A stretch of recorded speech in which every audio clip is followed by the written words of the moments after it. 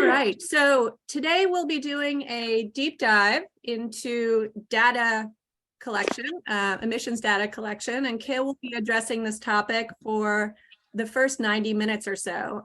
We'll be answering questions along the way, so feel free to jump in, or if you want to put questions in the chat, that works as well.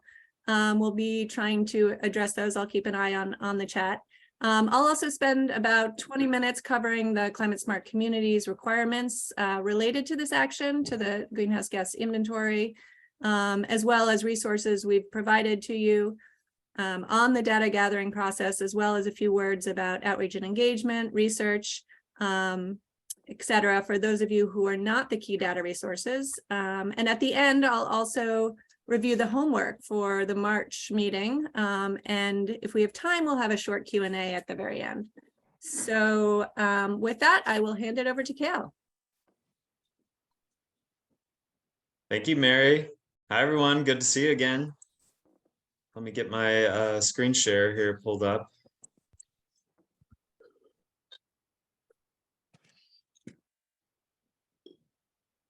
Thanks for waiting here. All right. You probably, let me, do you see the full screen mode, or are you seeing the preview mode? You're seeing preview mode, Kale. Okay, great. I mean, not great, but I'll switch it.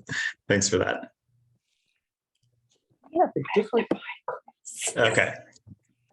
This should be full screen. Is that right? Cool. Okay. Well, we'll dive in. As Mary said, this is, data. I don't even want to call it 101 because it's pretty advanced. You all are in the thick of this data collection and data analysis journey for the emissions management work you're doing. So let's call this like a 201 beyond the basics. But I'll try to go pretty slowly. It is, chock full of information, a full 90 minutes, no problem. But I want to intersperse your questions and discussion throughout that time. So this is not a sit back and kind of glaze over. If you feel yourself doing that, call it out. Let's answer some questions and keep everyone kind of on the same page with what this data journey should feel like. So we'll go over some key concepts. Let's actually call this climate science 101 because we will get into a little bit of the basics of greenhouse gases, how they interact with our atmosphere, what emissions factors are referring to, the scopes framework. We'll touch on that a little more in detail. We previewed it the last time we were together. And then we're going to go very step by step through the greenhouse gas inventory process. The bulk of what we talk about today is geared for you folks who are the analyzers of your group, the data folks. But if you're more on the storytelling and the communication side, this background is incredibly helpful. And I put in some discussion just for you, and starting right here. On the, if you remember nothing else about climate storytelling today, it's this. It's start with people and stay with people.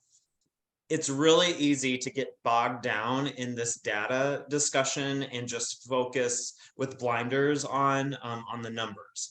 Yeah, even at ICLEI, we've been really guilty about this over the year of seeing emissions management through the lens of spreadsheets, when this is actually a very people-centered process. I mentioned the first time we were together that the greenhouse gas inventory is the beginning chapters of your climate story for your community.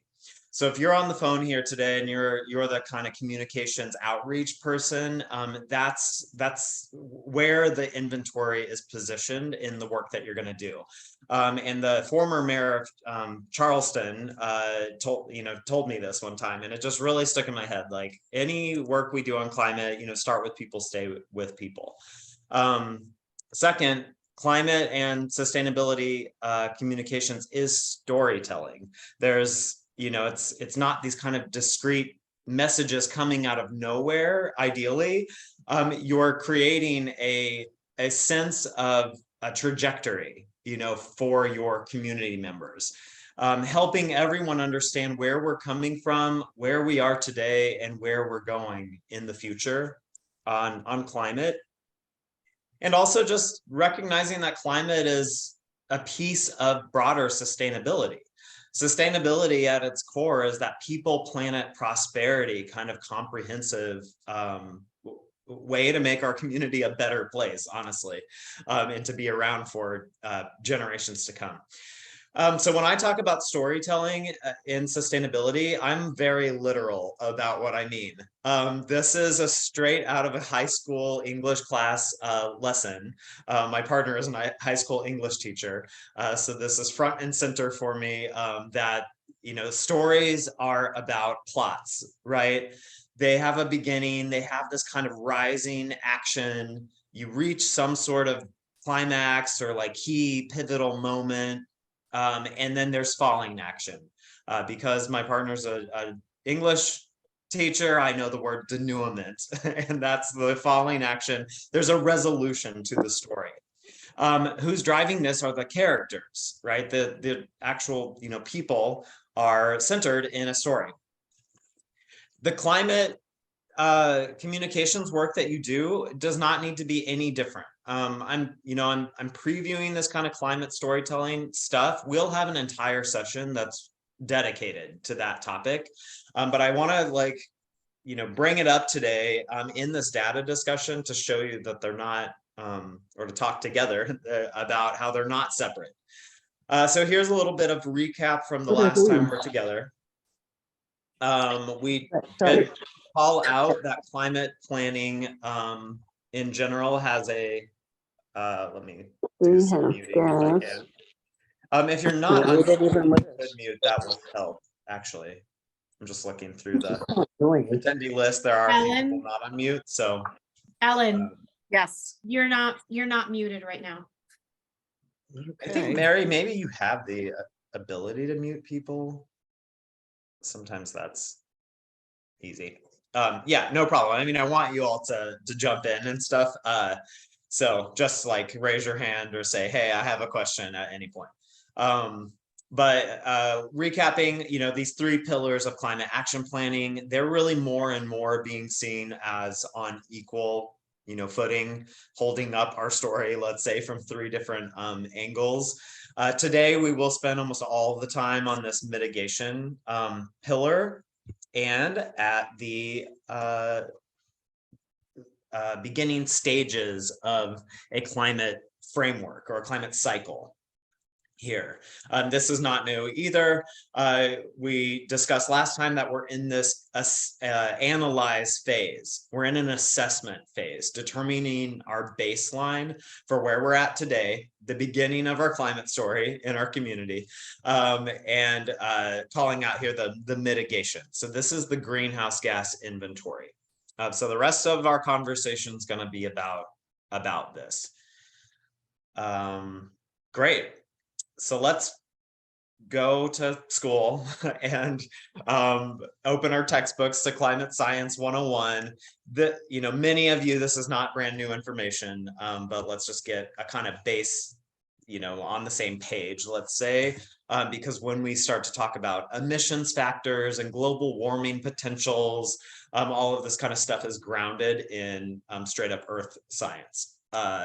So you all will know that we're in a climate crisis, which means that the Earth is covered in a blanket of atmosphere, and greenhouse gases are just simply molecules or compounds of gases in the atmosphere that have built up over time and thickened that blanket. So we're getting, warmer and warmer since the industrial era. And in terms of an inventory, we look at 3 greenhouse gases. there are others. I'll just say that right now. There's hydrofluorocarbons. There's soot in the atmosphere. Water vapor itself is a very potent greenhouse gas. It just doesn't last very long in the atmosphere, so it's not causing long-term warming. But there are, many gases floating around that can warm the planet. The ones that stick around for a long time and cause this climate crisis damage are the three here. So it's carbon dioxide, methane, and nitrous oxide. You'll see the abbreviations here over and over again as you work through your inventory.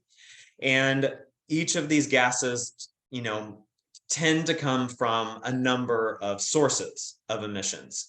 So we'll talk about some of the sources that are, predominating. Great.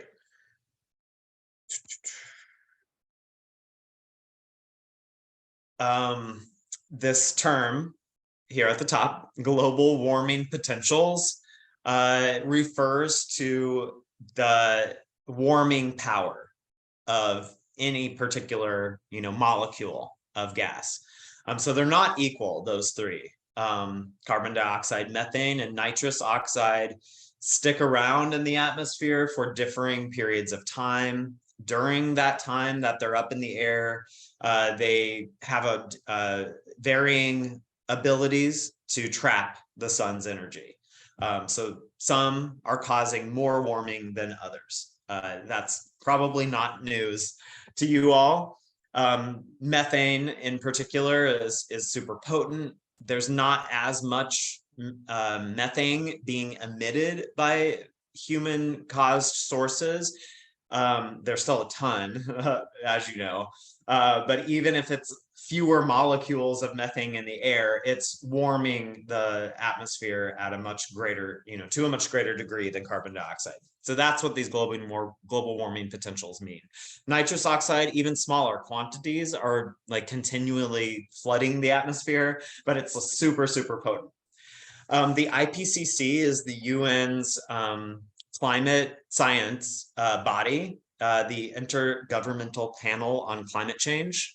They won a Nobel Prize a few years ago for their work in this area. And I just wanted to call out that every few years they update with the latest science what the global warming potentials are. The last round of updates was in 2021. It's the 6th time that they've done this, and those considerations are built into ICLEI's guidance for you, the tool that you'll use.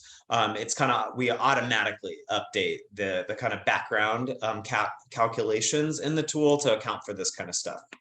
So this is an FYI, but that you all are using the latest science in the work that you do. Great. Any thoughts or questions before we get into kind of the calculations that are running in this work? Cool. Hey, Kale, there is a question about a calculation bill, but Stacy, I think that's something Kale will get to. Should we hold off on that for a little bit? Yeah, we will get to this, but it's super relevant to what we were just saying, that these different gases are coming from different places, and a landfill is a perfect example of a methane source. If there's not a lot of natural gas or like fossil fuel drilling in this kind of thing happening in our region, certainly in California and Pennsylvania and elsewhere, that's happening in people's backyards. We're lucky that it's not so much here, but that is also really huge source of methane. Anyone want to offer up some other sources of methane to watch out for? There are some major ones. How about cows? Yep, exactly. And that may, you may have a lot of cows in your region. We are focused on a government operations inventory. So you're not typically counting heads of cattle unless your government owns cattle and is operating a livestock center for some reason. Maybe that happens, I don't know. in a community scale inventory, you definitely are accounting for that. The tools even ask for number of heads of cattle and manure, tons of manure spread around your county, those kinds of questions. For purposes of the government operations inventory, we will look at fertilizer use, if you can get that kind of information, what's spread on plants and stuff. So yeah, very good. Okay, I'll watch the chat here a little bit, so you can enter your questions there too. It's a simple calculation, at least, of something times something gives you your emissions. So it's not super complicated, this greenhouse gas quantification work you all are doing, but it starts with activity data, and collecting this data is the hardest part of doing a greenhouse gas inventory. Primarily because it's spread across different departments. You can see fleet vehicles here, buildings and facilities. If there's water pump stations, employee commuting, and so forth. We'll go through each of them in detail here in a little bit. But that's the activity data that you're collecting for government operations. So you take that times one thing, and that's these multipliers. We call them emissions factors. Another more familiar term is probably carbon intensity. And so it's like saying the grid that we're running our electricity system on is cleaner or dirtier in given years, all dependent on how much coal is in the mix. Right now there's been a push to switch to natural gas. There's more hydropower coming online, and transmission systems built to deliver it. All of that kind of stuff informs an emissions factor for the grid, and that fluctuates year to year. Here in our region, thankfully, it means it's getting cleaner. So the carbon intensity is lower or better from year to year over time. And so your emissions factor will be for the year of your inventory. That's an important point. If you're using 2019 as your base year for this inventory, we'll get the emissions factor for the grid in that year. Again, don't worry, we have this kind of stuff for you. It's the type of thing that we automatically put into our tools. So you put activity times emissions factor, and then you get your emissions estimate. Here's how when I say we put that information into your tool, it's coming from the EPA.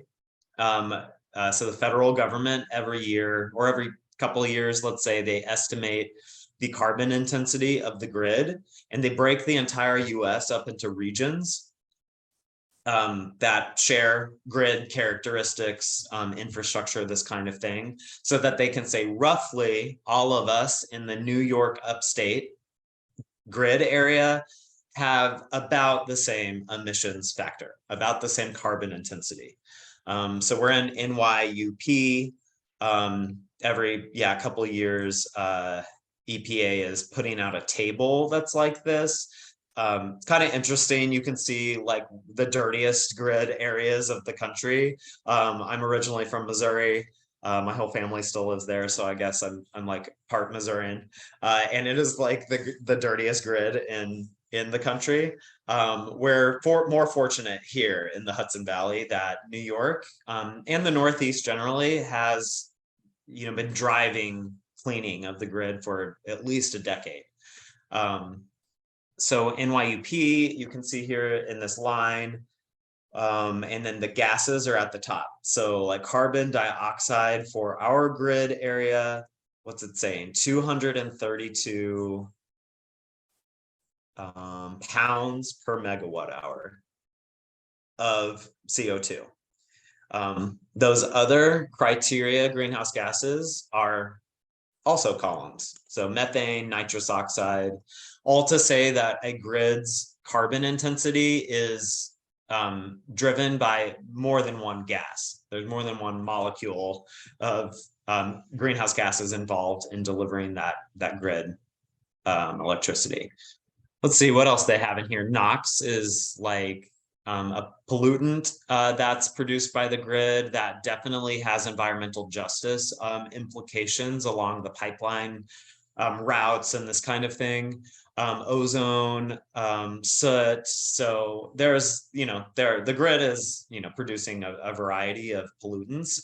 For the purposes of your inventory, we look at the first three.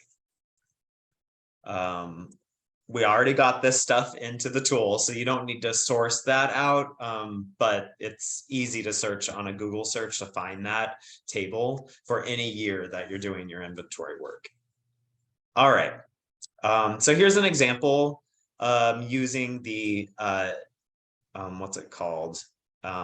Units, the units of how this stuff will appear whenever you're doing your calculations. So you're getting activity data that's probably coming to you for electricity in kilowatt hours, natural gases and therms, sometimes in BTU. Gasoline and diesel tend to come to you in gallons, solid waste in tons, water. There are some water related inventory work you can do, and that's in gallons of water. Sometimes households, we use number of households or number of people served in these kinds of calculations. That's, households. So that's on the community side. Just giving you an example of some of the units that show up in this work. We'll be focused on government operations. So if we need to scale data or do any kind of what we call data conditioning, fixing it so it's in the inventory format. Sometimes we will use number of employees as a way to scale. We'll talk about all those variations as we go through. And then you can see the emissions factor is expressed in a, kind of compound unit like this. So CO2 pounds per kilowatt hour. I think final point about this is you do sometimes have to do a back of the envelope type of I would use a calculator. I guess I wouldn't use an envelope because you're translating from, say, pounds of megawatt hours, like we saw in the last slide, to pounds of kilowatt hour. So like simple conversions that you have to do to get it into a proper format here. Great. Okay. Let's get into the weeds a little bit more then on your inventory in particular. So, I mentioned community-wide, I mentioned local government operations, the municipal operations, local government operations, we say different things, but that's all a subset that fits within your entire community's emissions profile. Many of you may move on later since you'll be experts in your community. Someone will ask you to do the community-wide emissions, or you can, train the next generation of emissions managers in your town. It's a great next step, to look at that kind of full scope of where emissions are coming from. But local government operations really sets a it's like, don't feel, what I'm trying to say is don't feel like you're incomplete or why aren't you working on community, etc., because it's really important to understand government operations as a subset, because your government can influence those emissions the most. You learn a lot about this process on the way, so you're better prepared with this foundational knowledge to do the sometimes harder community emissions work. And then your government sets an example. So you're showing your residents responsibility and in a sometimes more actionable way because you have all that control. It's not just one piece of a pie, it's actually several pieces of a pie that make up the government operations. So here we are. These are the sectors that you will be working with. No more, no less. So what you see in this pie chart are them. Street lights and traffic signals, sometimes pulled out as its own sector because they can be billed separately. yeah, can sometimes just show up on the balance sheet as their own item. So we do often pull that out on its own, but it could be part of a facilities, or you'd think of it, streetlights as among the facilities your government operates. So buildings and facilities, that's the yellow on this particular community's inventory. And an important one. What else? Vehicle fleet, that's orange on here. Solid waste is represented on here. This community might have owned a landfill because it's a fairly significant sliver of this pie. That's the dark blue. Employee commute, and then water and wastewater treatment facilities. Again, you can go ahead and start thinking like, does my town own a wastewater treatment plant? It may not, yeah, a lot of these are shared. And so not all of these sectors, you might not collect data for all of these sectors. The ones you definitely will for are buildings and facilities, fleet, employee commute, and streetlights. Almost every city, town, county operates those. The ones that are kind of let's talk about it are landfill, the solid waste, and the water systems. So we'll get into that a little more coming up. I should have set this up as a decision tree in a way, because these questions here are really how you determine if a certain sector falls under government operations. Like, how do you know if you should count something? And you simply ask yourself, does my town government have operational control over this activity? And second, does it have financial control over this activity? And the reason I break those two up is your government may lease a building, so you don't own it, but you still have a financial stake in that building. And so that should still show up as your greenhouse gas inventory. Another thing to think about is like, you may pay the electricity bill or run the thermostat on a leased building. Even if you're renting, you're running that thermostat, you have operational control even when you don't own that building. An exclusion here, something that you don't include in an inventory, is this joint powers authority, special districts. Sometimes your community is on like the shared system, and it can complicate the inventory work because you're not responsible for the full emissions associated with that activity. So the joint powers authority, that special district, should do their own inventory, and that's where those emissions are apportioned to. They like go over there. So just want to call that out, because there's, as you dig into the details, it can get messier than it might, first sound like it would be. And these are some of the issues why.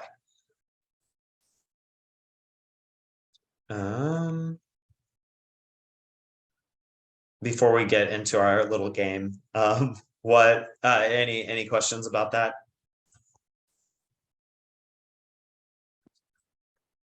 Okay, all of this keeps going, so we're going to stay on these sectors for a while.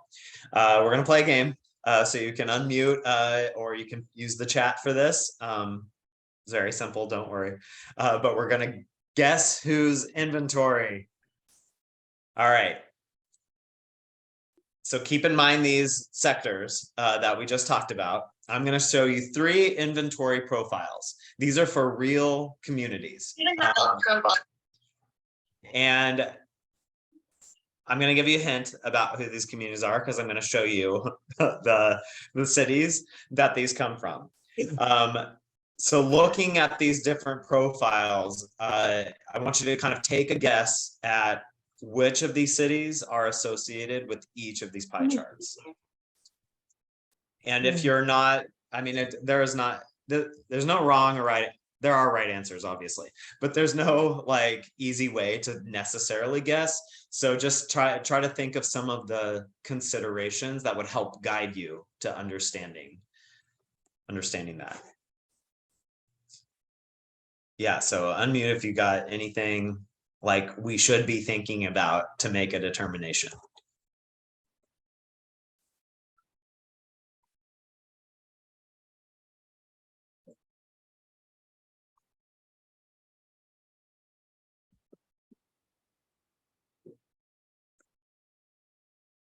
Anyone have any thoughts?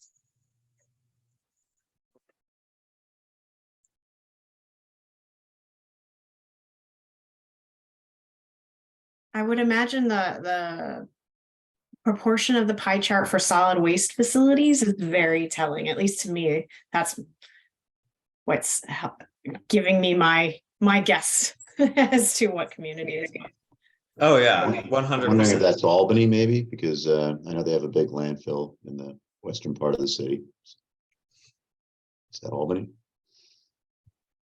I will do a big reveal, but Oh. this line, I mean, what you're thinking about is exactly how you should be thinking about this.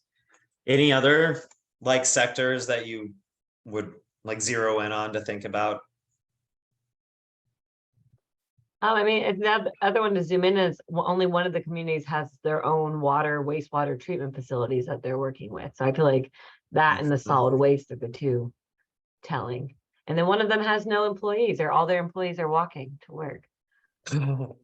Or they didn't do a very good job on their survey. I was thinking the one with the big orange part of the pie was maybe Albany because they own like public transportation. So that would be factored in. Great. Yeah, that's a good detail to latch onto about that. Okay, so I mean, we have one vote that the middle one is Albany. We have one vote that the last one is Albany. Can we get a second vote for one or the other being Albany? I I'll think the second first one's that. Beacon. Sorry. Sorry, what was that one? The middle or the last one? I think the middle one is Albany and the first one is Beacon. All right. And last one is New Paltz. Is anyone want to second that opinion?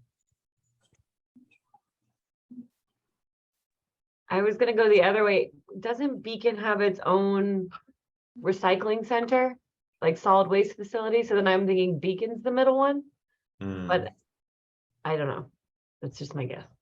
Yeah, anyone know the answer to that? I don't actually know that. Is it recent? I can't remember their new name. Maybe it's not owned by the city, right? Yeah, So it's counted. privately owned, but Yeah. I don't know. Beacon still could have included it in there. Mm-hmm. Okay, ready for the reveal?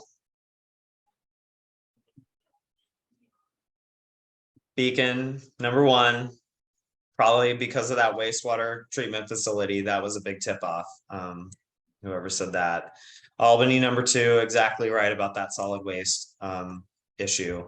And New Paltz, number three, which is showing up like this largely because they don't have those other facilities. So it makes it look like, you know, they have a huge vehicle fleet or something. It's really just the proportion compared to those other sectors is so high.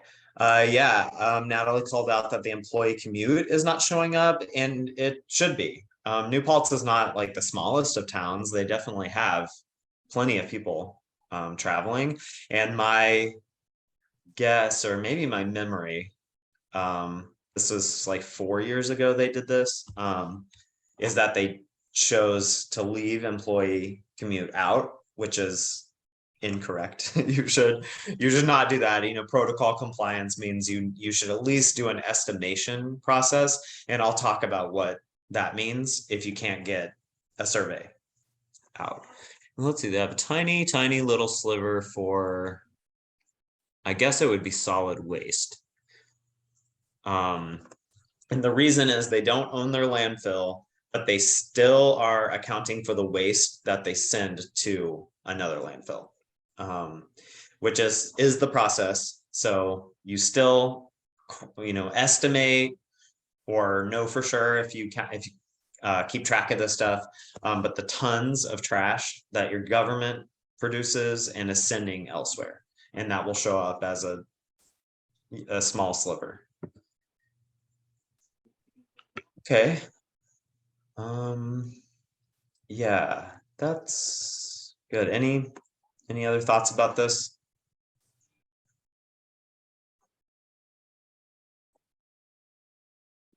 The beacon thing about their recycling center, the way that the inventories handle recycling is actually to see it as an emissions, or to see it as a climate action. So for purposes of an inventory, we only look at the activities that produce emissions. And even though we know recycling activities have a carbon footprint, they're considered net negative emissions. And so we don't include recycling in the inventory. Where it will show up is when you do your climate action modeling. So you do a quantification and it's bringing emissions down from the recycling. So the solid waste, I don't think Beacon has a landfill, but they're still sending trash elsewhere, and that's what this is all about. Okay. I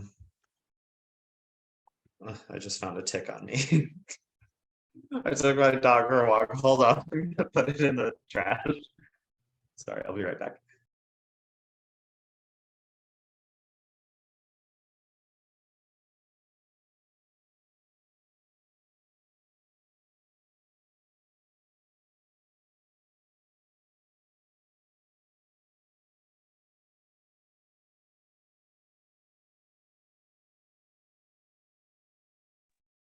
Okay, I'm back. It's like it gets warm for 2 days in a row, and then all the ticks are just terrible. You all know that. All right. So the greenhouse gas inventory process. Let's walk through this. I'll back up here.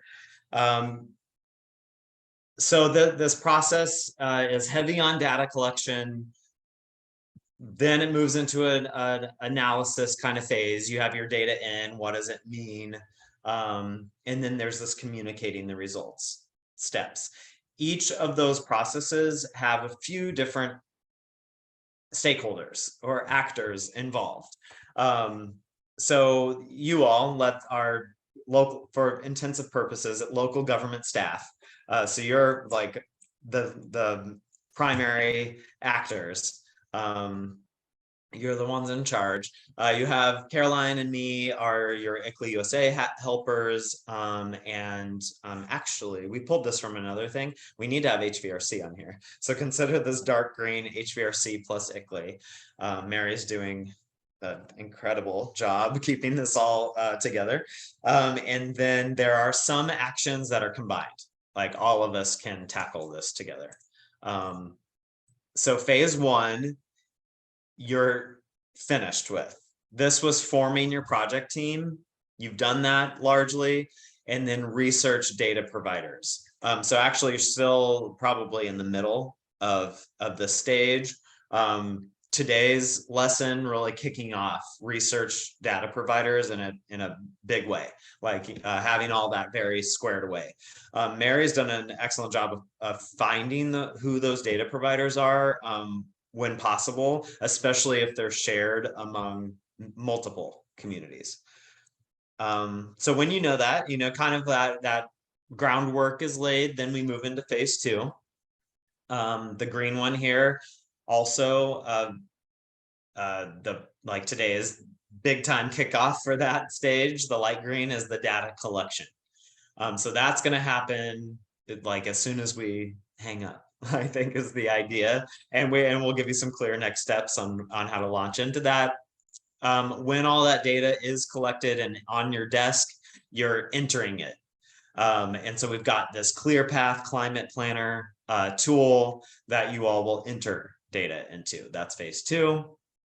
And then it goes through a data quality control and assurance.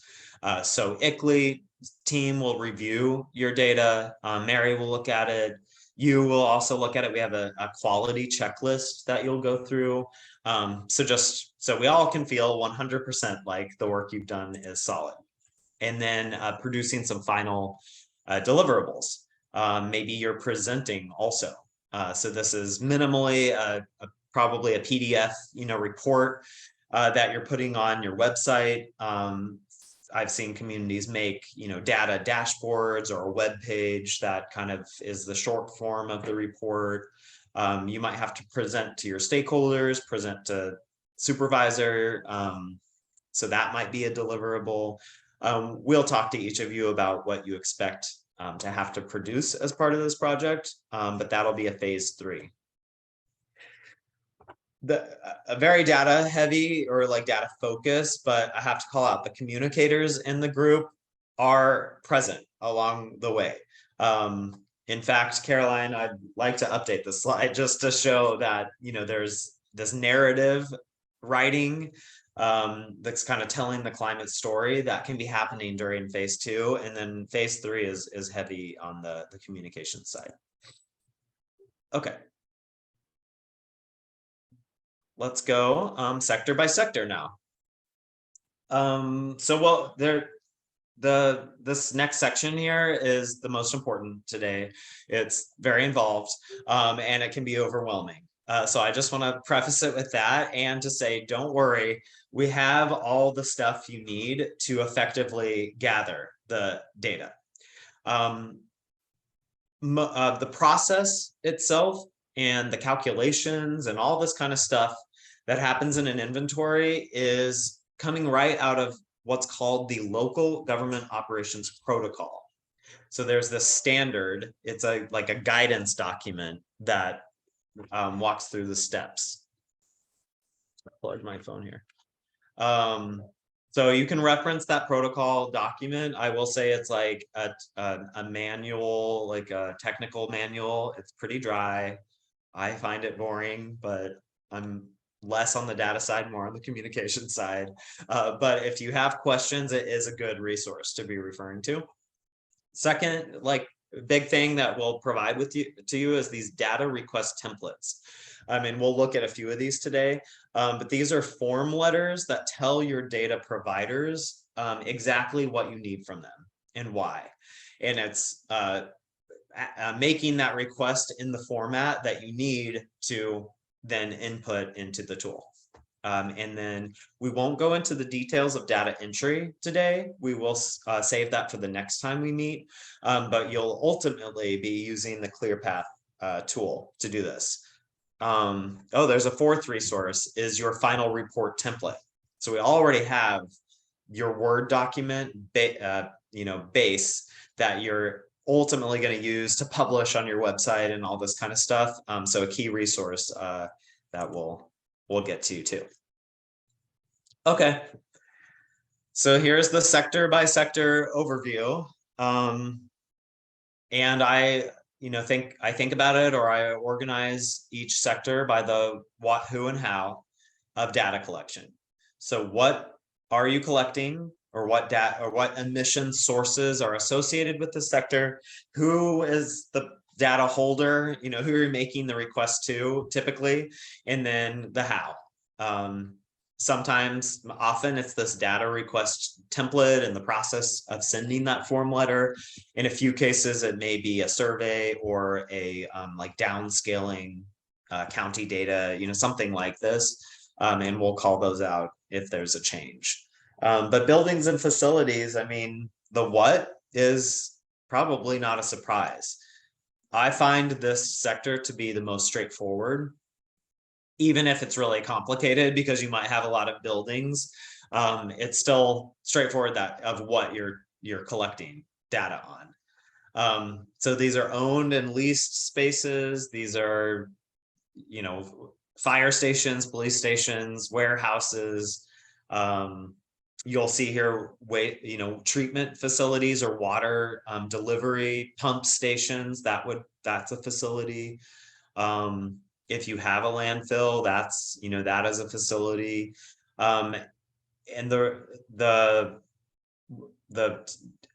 data feeds, like what you're gathering, are always associated with fuels. So electricity as a fuel, electricity of these facilities is like one thing. Natural gas of these facilities. So those are the big two, is electricity, natural gas, and then other stationary fuels as you can get them. Propane, kerosene, others, maybe fuel oil for sure in our area. Those are all considered stationary fuels that can be, more or less difficult to get. But if you know that fuel oil is, you're a heavy user of fuel oil, you want to take every step to collect that. Minimally, at the bare minimum, you need to have electricity and natural gas. Who you ask this of, your facilities manager or finance department's on here because they're gathering bills and this kind of thing. I missed a big one. That's the utility. In some cases, you're making this request directly from the utility. Mary's talked to you, I think, at this point about that. And then this is happening with that form letter, an email, is another way to say it. You're requesting total kilowatt hours, from your utility. All of this data is for a calendar year, January 1st to December 31st. That's true of every sector that we're talking about. And Mary, remind me, the calendar year that I think we're all on is 2019? 2019. Okay. Yeah. 2019. Also, Kale, I just wanted to add here that even though I have requested and received data from Central Hudson and NYSEG in some cases for electricity and sometimes natural gas usage, it's possible, and in some cases it's already turned out that the account list that they provided is not comprehensive. So that's where this becomes really important, is making sure that the list of accounts that they provided electricity and natural gas data for does match the actual building and facility list that you all have come up with. Does that all make sense to everyone?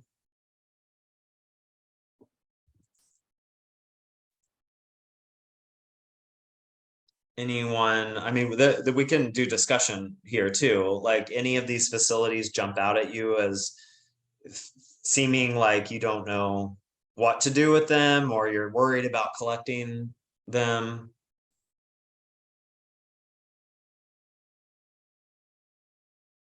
Yeah, when we're talking about the different types of fuels, which one, I mean, are these more often associated with certain facilities within your community, or? Yeah, I'm good. just trying to think, because like, Mhm. so to Mary's point, we did get a list of accounts from finance department, but like now I think we need to start doing that work to make sure that everything's recorded there. So I just want to know who's, and I find that you have to ask the very specific question to get the very specific answer. So I want to know, like, what facility manager should I be asking for other types of fuel that they might be utilizing? Yeah, good. I mean, I'm sure some facilities lend themselves to natural gas more than others. For your facilities manager's data request, it's asking for all the fuel types. So yeah, it's one thing to send this email, sure. I really see the value of having a phone call with this person because of these like nuances. Like, that's a great question to ask, which buildings are going to have fuel oil. And it's hard for me to say an answer because it's different in every place, but that manager will absolutely know. Yeah, do you think it's I'm just curious, like a poll here, who thinks it's reasonable to be having a conversation with a real person versus just having to send an email off?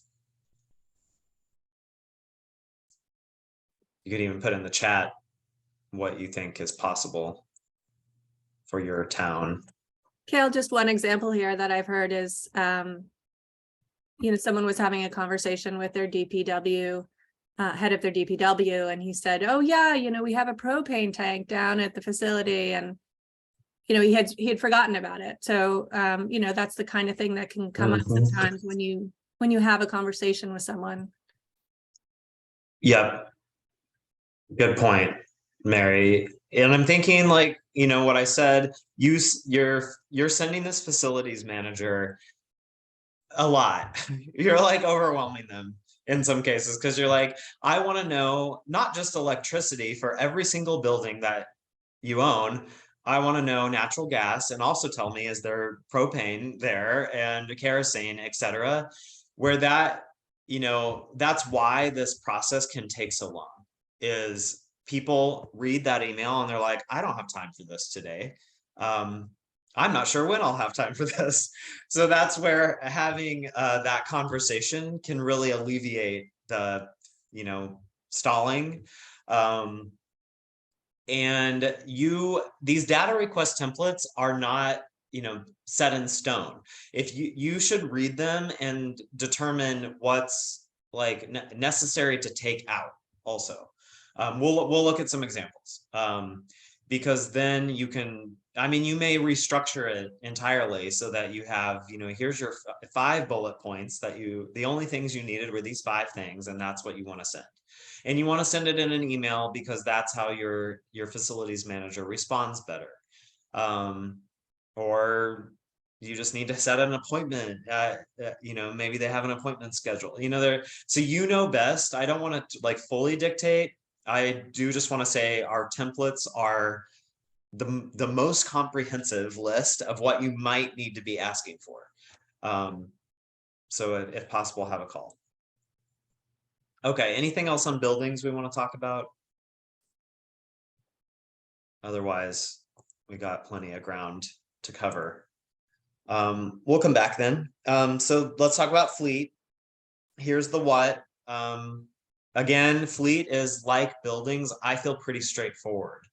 In fact, I feel like this is the most straightforward sector. Maybe Caroline has a different opinion, but in my mind, it's like, well, we know what vehicles we own, and tend to track odometers, or the gallons of gas purchased on a card. This kind of stuff can be fairly straightforward to get in a lot of governments. So the nuances are that you ideally are quantifying emissions based on vehicle class. There's not a ton of classes for this purpose. What we mean is passenger cars, like sedans, is a class. Light trucks are SUVs, pickup trucks, maybe some kinds of like service vehicles would fall in a light truck category. Heavy trucks are things like fire trucks. What else?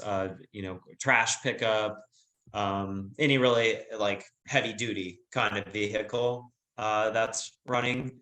I'm calling out police and fire and transit vehicles. Those are not their own classes. Those are just, some departments that tend to own vehicles.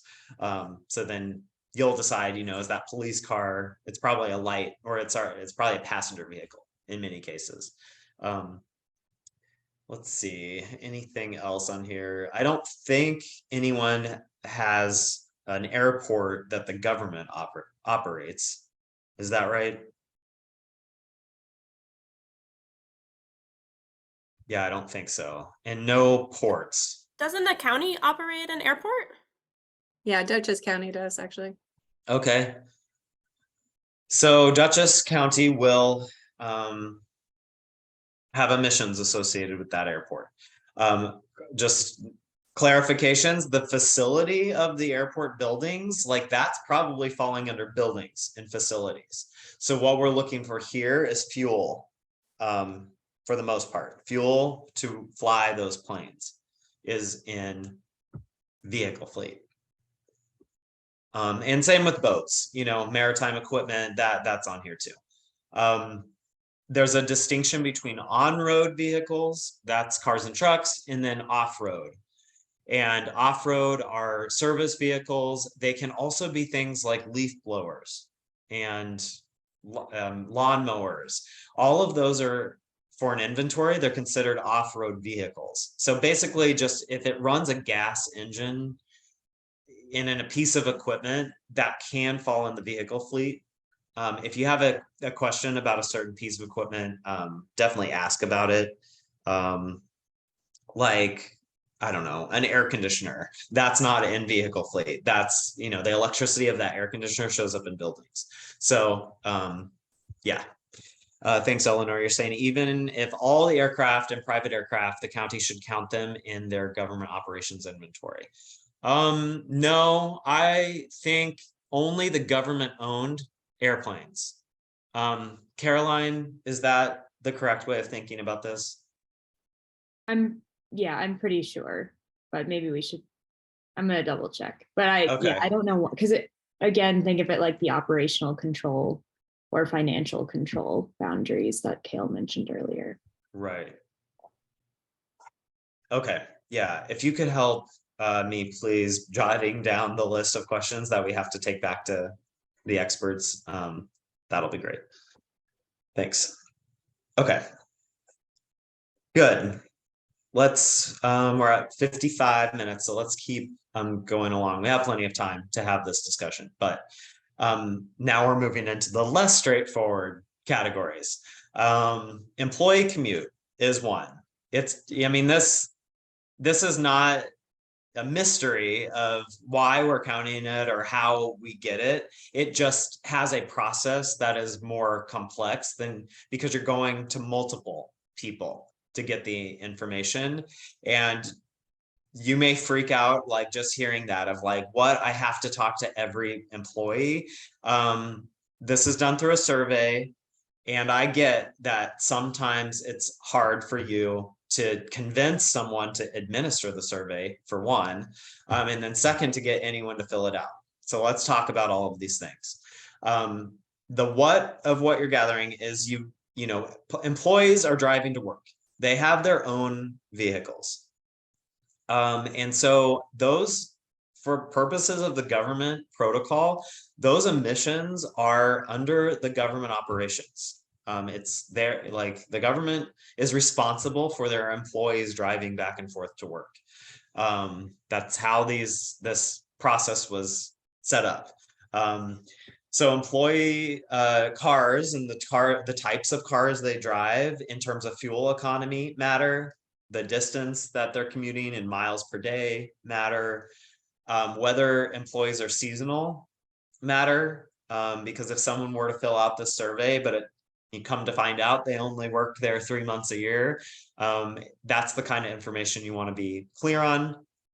The other like difficult, I guess, or like advanced consideration is business travel. Some employees are going to conferences and maybe even like running errands or like to go fetch equipment from out of state, all sorts of things happen. And so those special trips, let's say, by air and elsewhere, should be an employee commute. Okay, so who do you request this of? I said the best way to do this is a survey. It's the most common method. And so I put human resources because who's going to have the records of all employees and has their email addresses. There's data privacy, email address privacy around this. So sometimes it's not you that can send this survey out. Nor should you even want it to be you in some cases. So you would coordinate with whoever administers staff-wide feedback to figure out the best way to do this survey. ICLEI has this survey, so we use Google Forms a lot. Easy to make it into a Survey Monkey, but you may have a different method. And it's these are some of the questions on there. What's the average number of days that you work in a week, you know, how far are you traveling from? Even like some nitty gritty, on average, how much vacation or sick leave do you use? Like you can rephrase these questions so they don't seem so intrusive, but that's the heart of it, is essentially how many weeks a year are you not driving? You could even just say that. What type of fuel does your car use, etc. There are a few more questions. It's not a super long survey. It should only take a couple minutes for people to fill out. I want to call out Beacon here. Eleanor might have been involved in this, but I just wanted to say there are some other questions that you can take advantage of issuing this survey to gather information about. So Beacon asks, you know, the percent of employees who consider alternate commuting modes. Like, would you bicycle or something? And it turned out a lot of people in Beacon could do that. Obviously not every town is set up to accommodate that kind of stuff, but maybe carpooling, other, you know, this telecommute option, you maybe, I mean, I don't know how sensitive it is, but you could ask, like, on a scale from 1 to 5, how much does your role lend itself to telecommuting? That survey question happened in Travis County, Texas. And the government ended up like allowing, I don't know, like a huge proportion, over 50% of their staff became eligible for telecommute because they did the survey and were able to gauge like which roles offered itself to that. So just some things to think about, that if you're going to issue a survey, make it count while keeping it as short as possible. And here, like, top 5 ways to encourage bicycling. And that was a poll question. I thought this was really smart. Maybe Eleanor, if you were involved with this, any like tips for people on the survey question? I think Eleanor actually had to drop off, unfortunately. Okay. But Kale, I did want to mention that since we're doing a baseline year of 2019, this survey should ask employees to comment on their 2019 behavior, correct? Yeah, you're right. That it should. So the first question could be like, did you work here in 2019? And then someone doesn't need to answer it. Or it skips them to these kinds of questions, like what would encourage you to bike to work? How, you know, well, yeah, you could do other cool questions too. So that's very important. We're asking for 2019. Also, this is a conversation for HR, is maybe your government had a lot more or fewer employees in 2019. So the survey responses you get back are kind of like indicative of then. Or you want to adjust it to be indicative of then, not now. That's a way.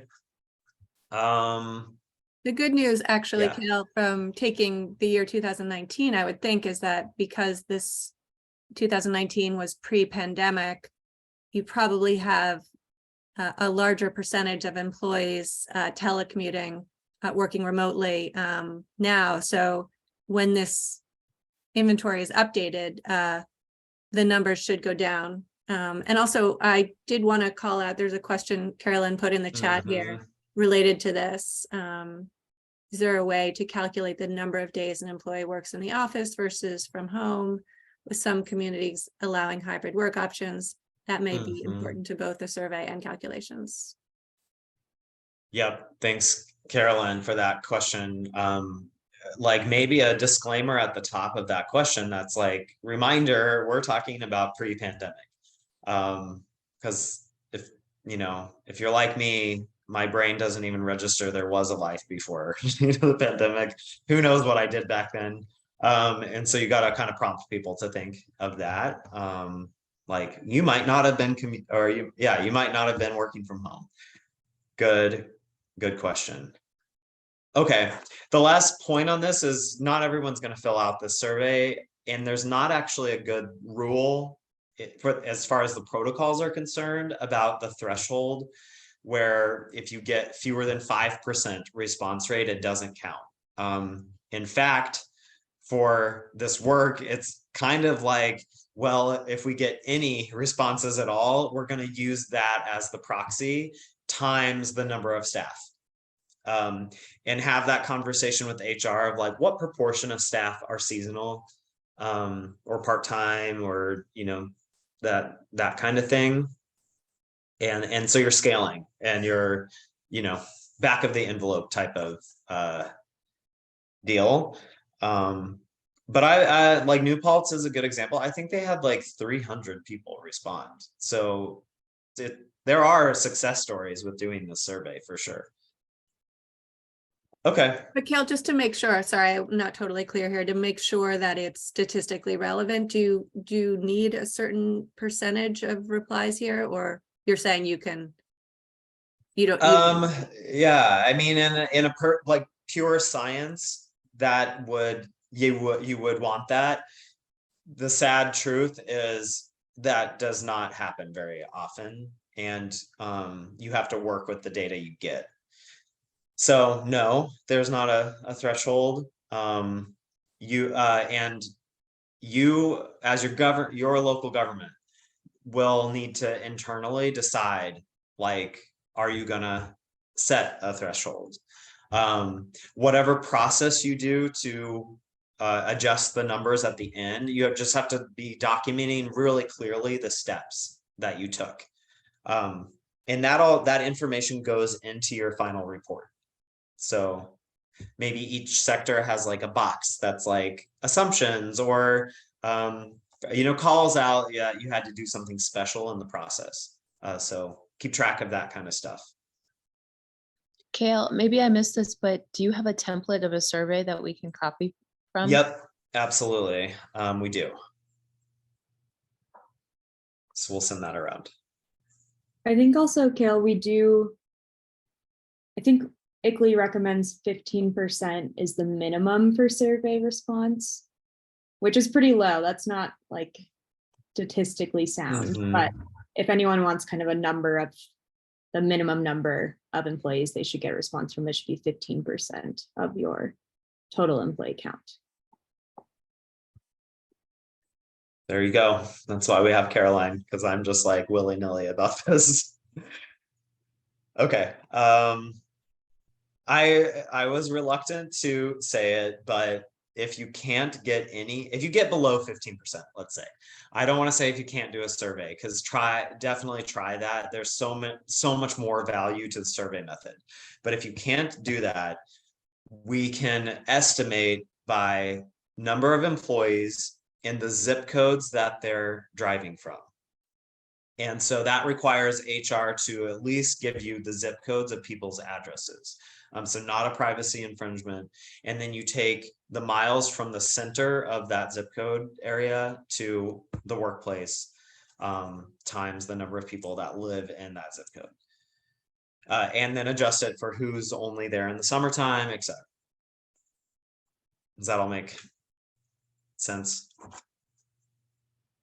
Okay. But try the other method first was the takeaway. All right.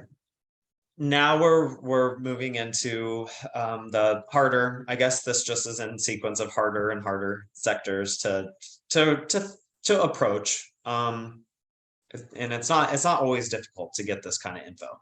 But the next one is solid waste. And there's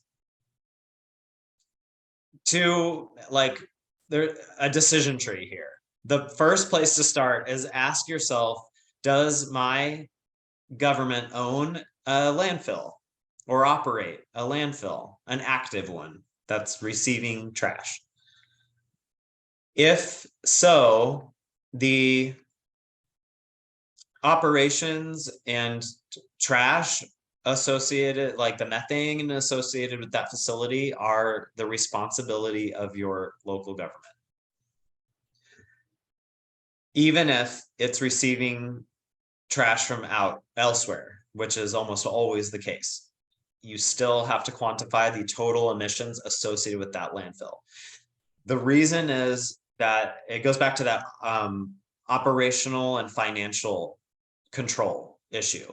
In theory, your government has the ability to improve that landfill over time, upgrade it to have more efficient systems, or put a cap on and capture the methane and burn it for electricity. Like, I know it's more complicated than that, but in theory, your government would have more ability to make a decision around doing those types of things.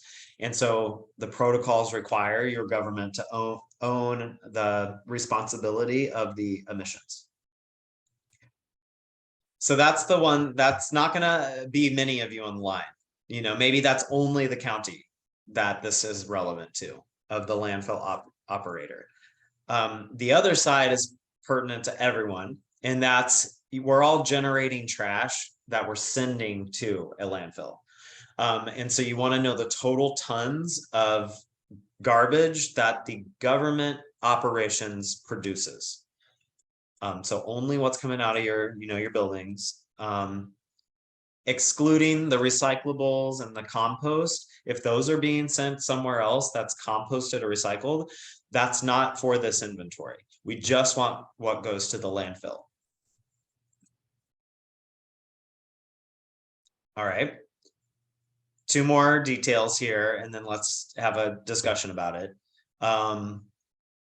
Detail number 1 is you want total tons of trash.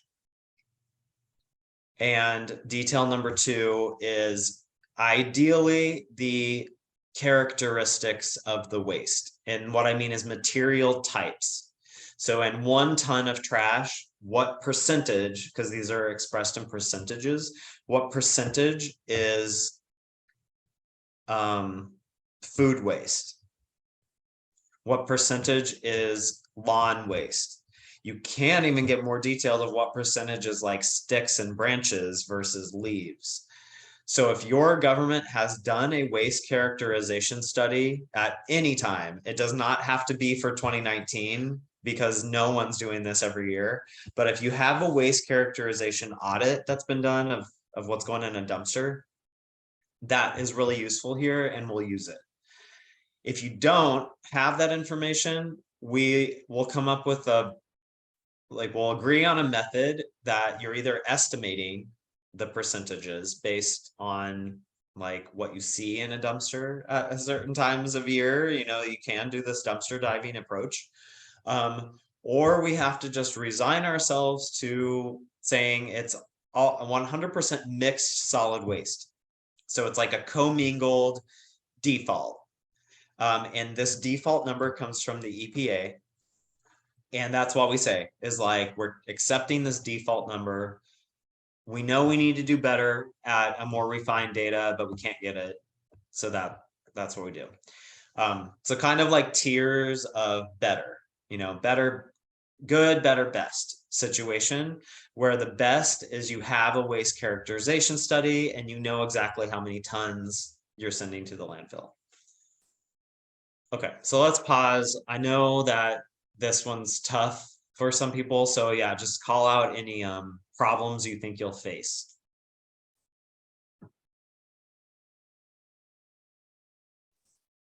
I guess I'm just trying to understand. So we have a sanitation department that hauls trash to the waste to energy incinerator.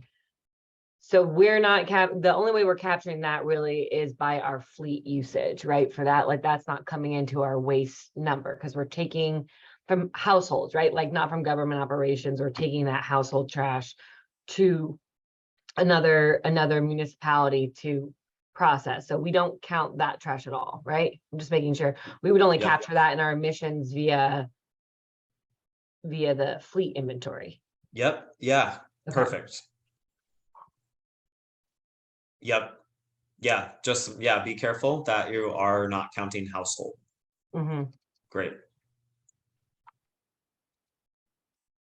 Also, Natalie, I just to clarify, that assumes that the trash from the municipal employees is being treated differently than the community.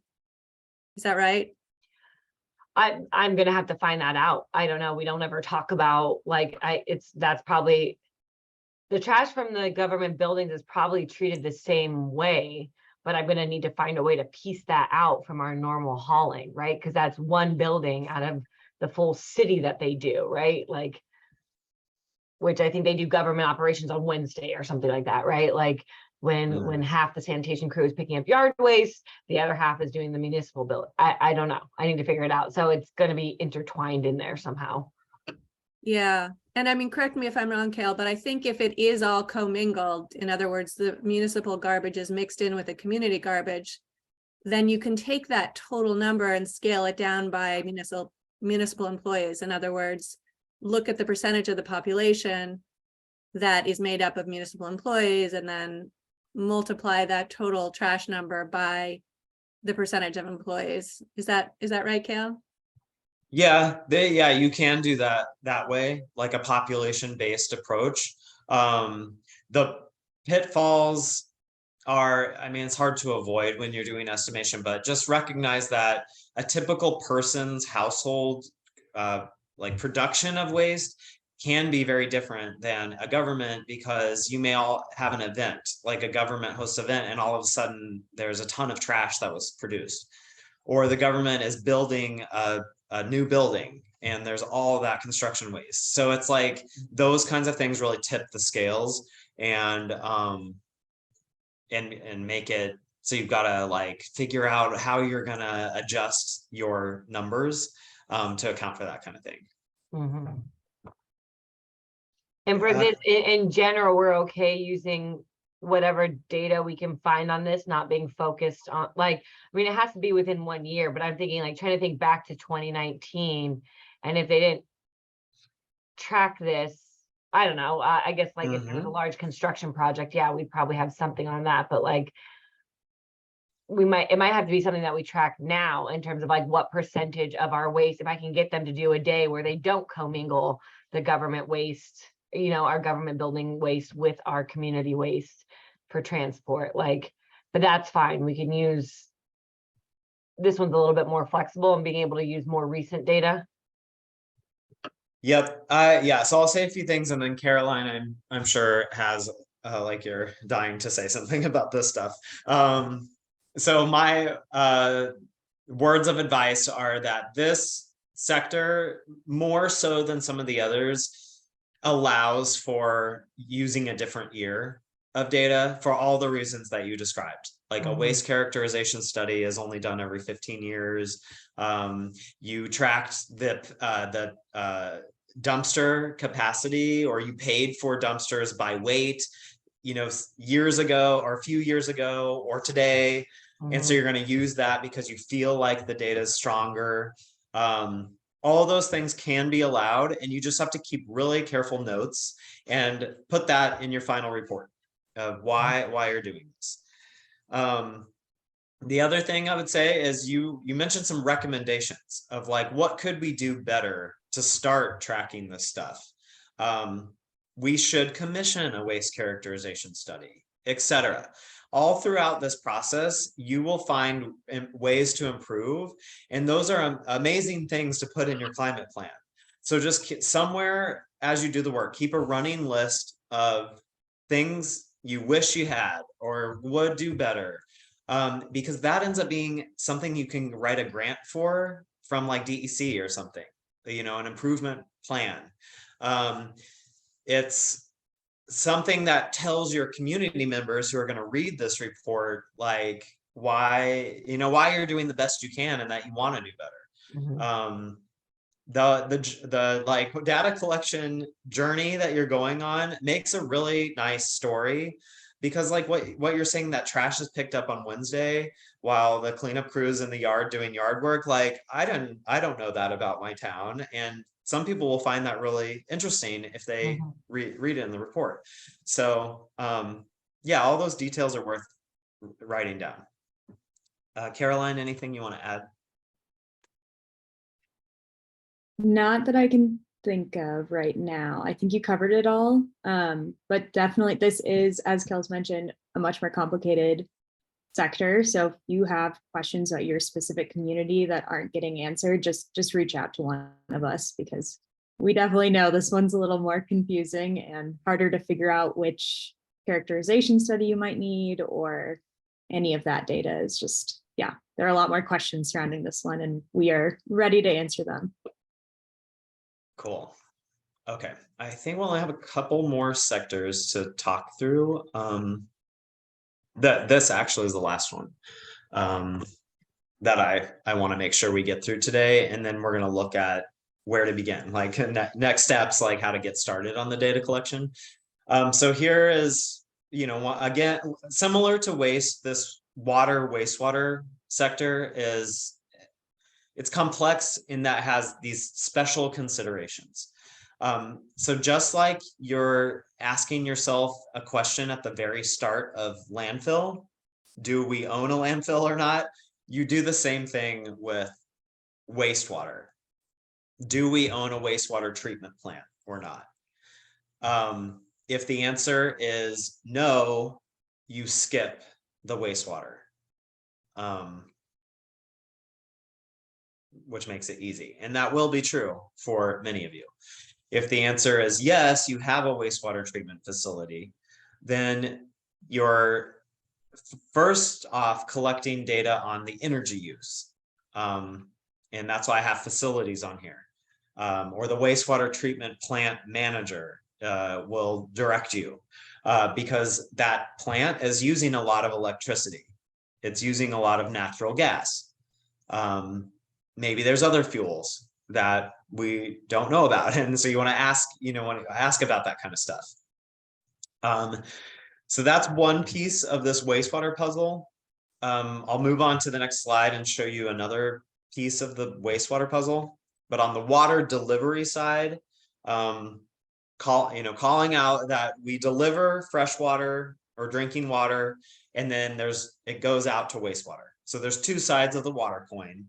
The water delivery, most cities do have pump stations for that. And so these pump stations are running on electricity, sometimes gas. So that you probably will have some pump stations to account for there. And sewer lift stations. Yep, that's a good point. Oh, wait, sorry. Yeah, thanks, Elizabeth. Same deal. Yeah, any water related infrastructure that's moving water around, it takes energy to do that, and you want to make sure it is accounted for. In the tool, like when you go to do data entry, that may be pulled out and put in the water sector. It may also just be wrapped into your buildings and facilities sector. So just watch out for that so that you don't double count it. It doesn't matter which sector you put it in, that electricity use. Just put it in one place or the other. I like to put that in water just so you can talk about water as its own consideration, its own entity. You may want to upgrade those pump stations to efficient equipment down the line. That's a reason to keep it separated. Okay. This is where the real sciencey stuff comes in. And Caroline and I and the ICLEI team are here if you need.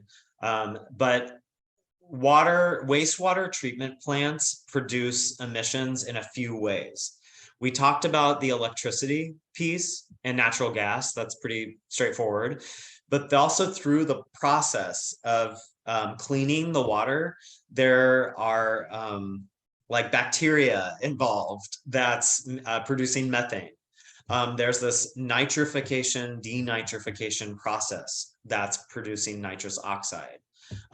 The effluent that is going out into a riverway interacts with the water in a chemical, there's chemical processes involved that also, produce emissions.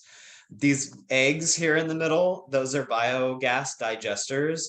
Some facilities have these, and that burns electricity and makes electricity.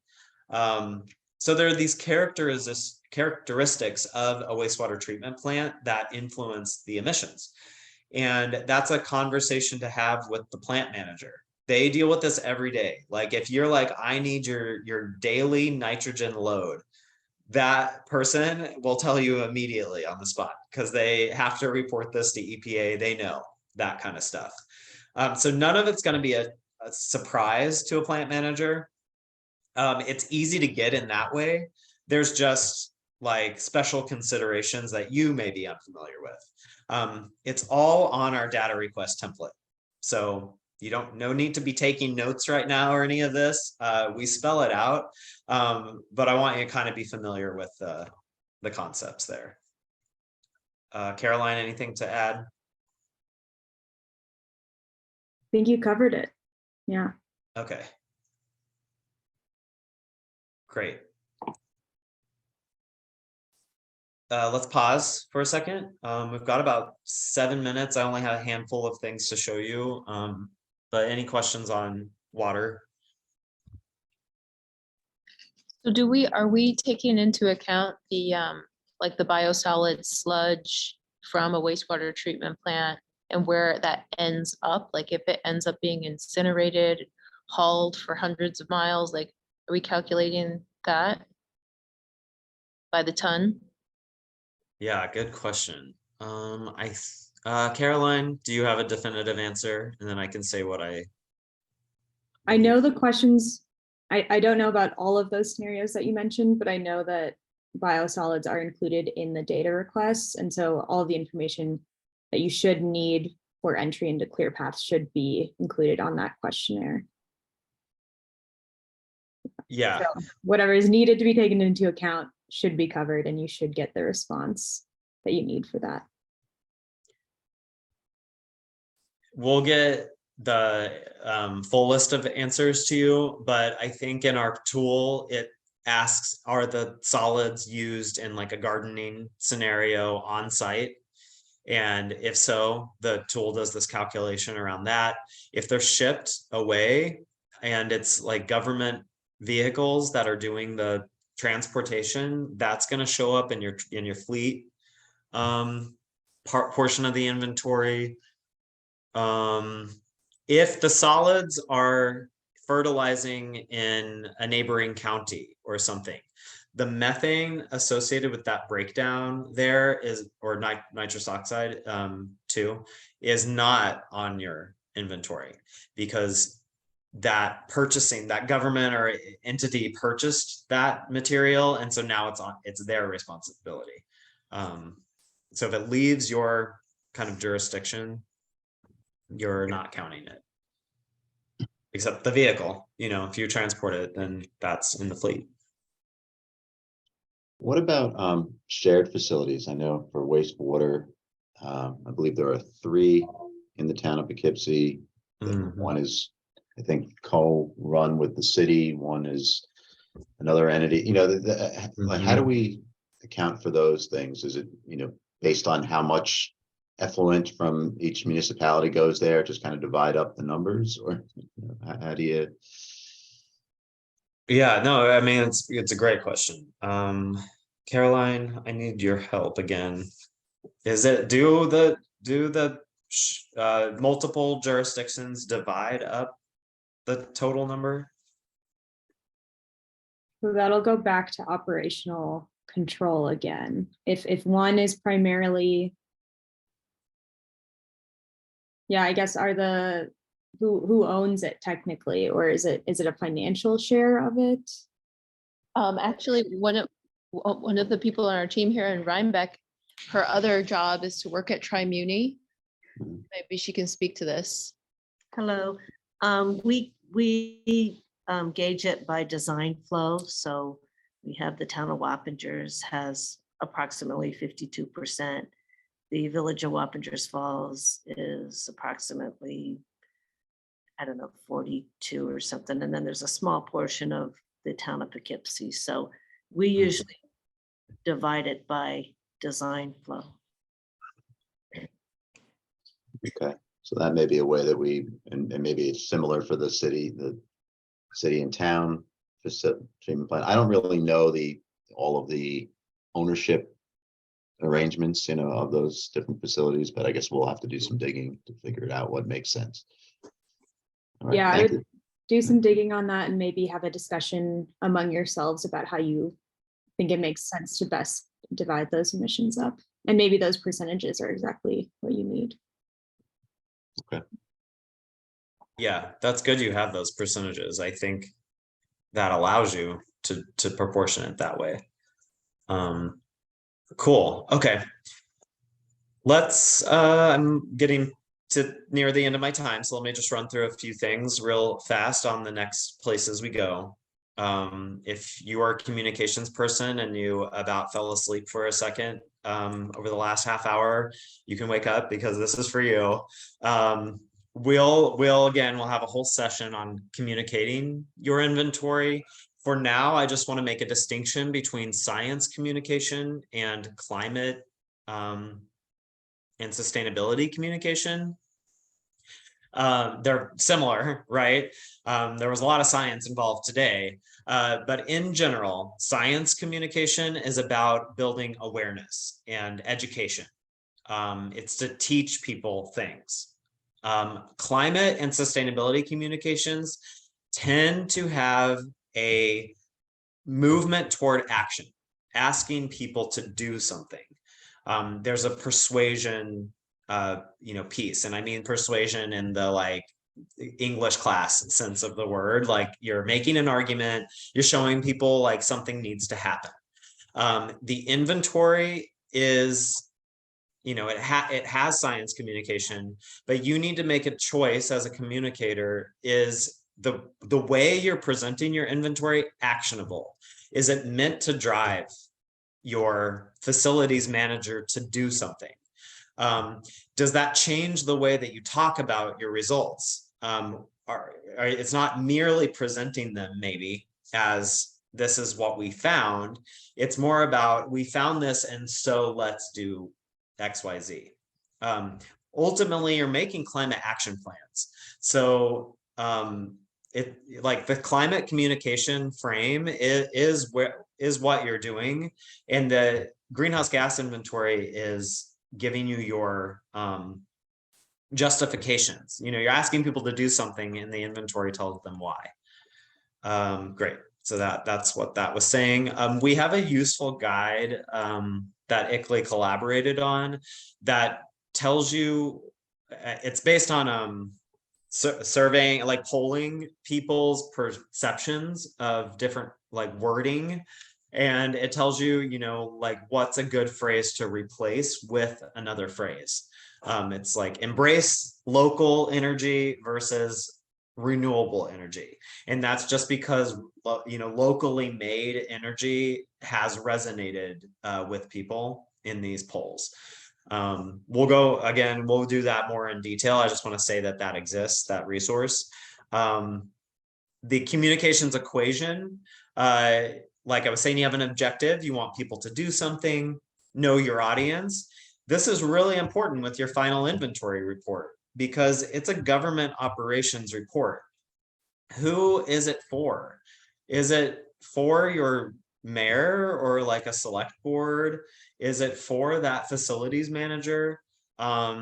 Is it for your residents who need to know about what your government's up to? Is it for the task force who's going to be actually doing a lot of this work, even in volunteer capacity?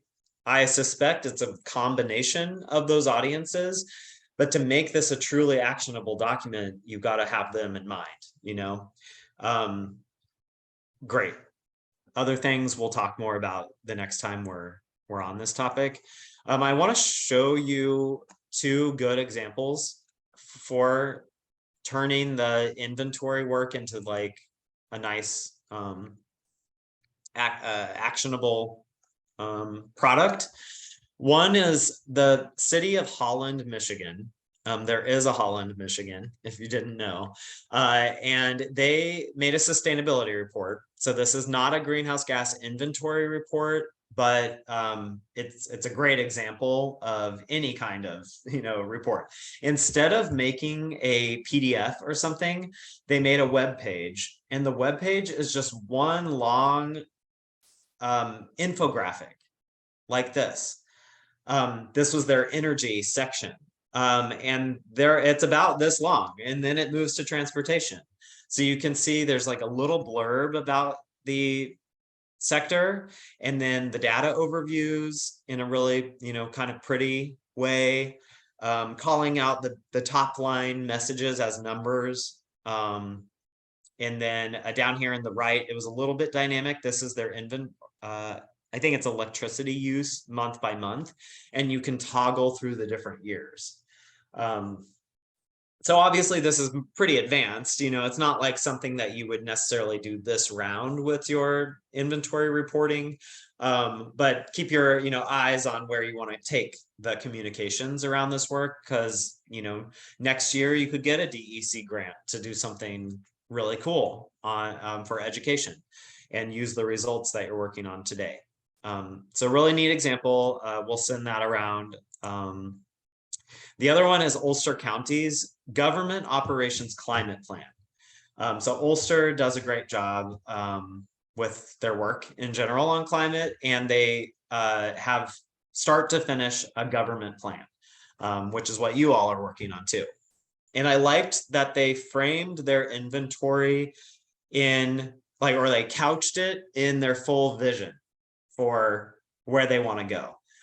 In Ulster, it's carbon neutrality. So they had a really clear goal, you know, by 2050, they want to be carbon neutral. That's a great goal. We do recommend it. I'm not prescribing that you have to choose that as a goal, but in either case, just recognize that your inventory is setting you on a path to go forward, and that can have different stages. So they did have some good stages around this.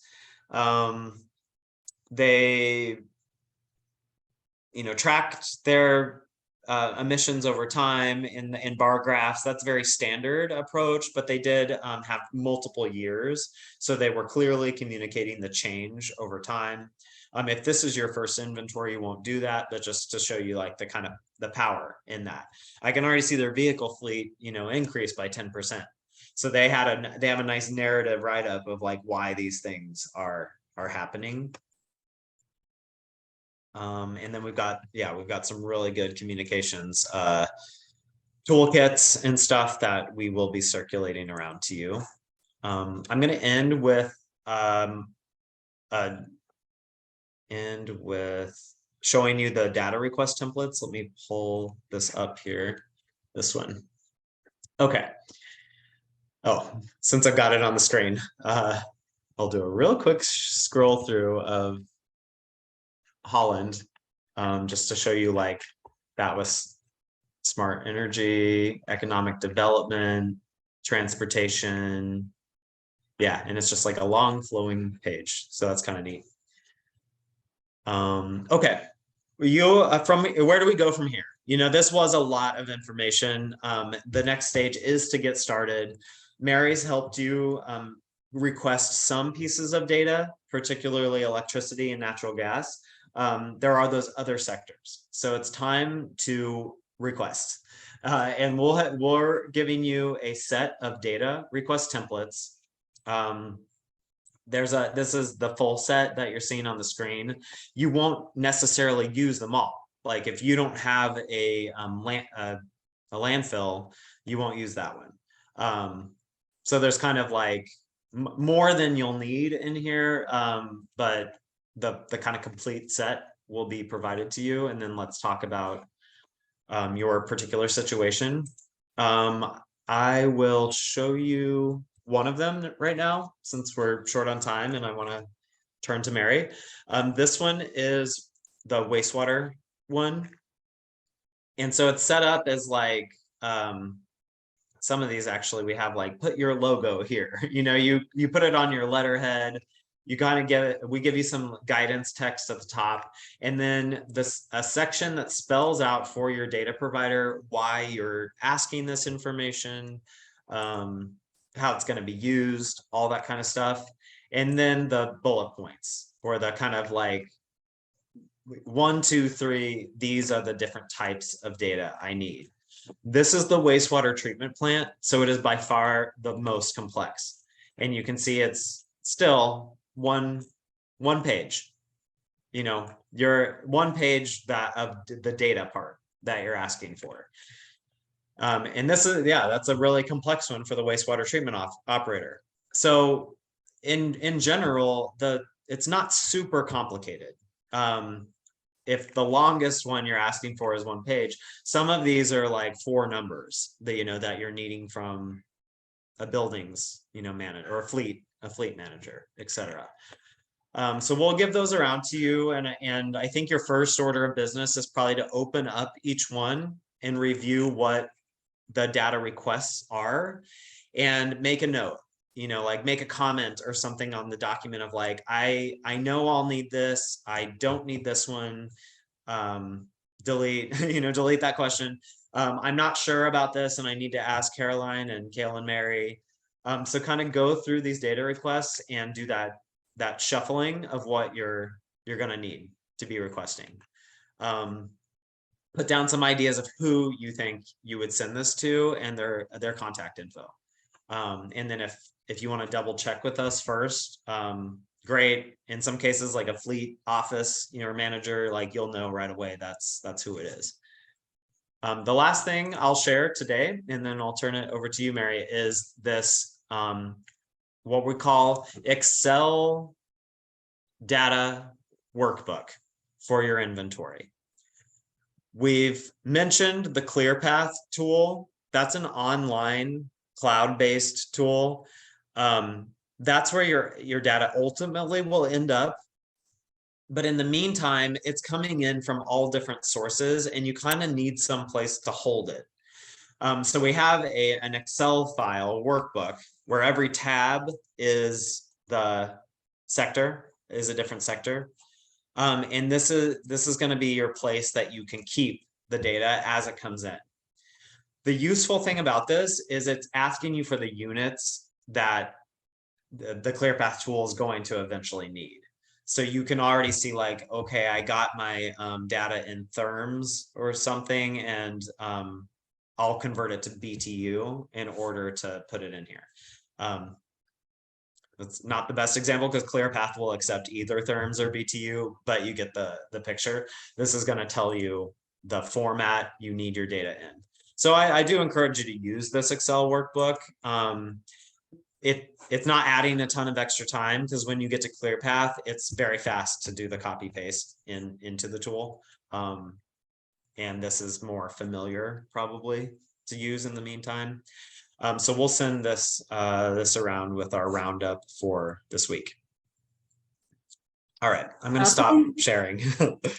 I was just going to add, I think the data collection tracking sheet is one of the most useful parts of that Excel spreadsheet because it allows you to track who you've requested data from, what the status is, if you're waiting for the response, if you've already entered the data, all of that. So definitely check that one out too. Yeah, this sheet. Sorry, forgot that one. Yep. No, you're good. Okay. Yeah. Yep. Status, not started, next steps, point of contact. Cool. And then future. Yeah. Mhm. And then people in the future could refer to this when they want to, if they're doing the same inventory for a different year, they don't know who to contact, they can find the contact information in this sheet. So, yeah. Great. I'm glad you called that out. Okay, Mary, I won't infringe on you anymore. Thank you.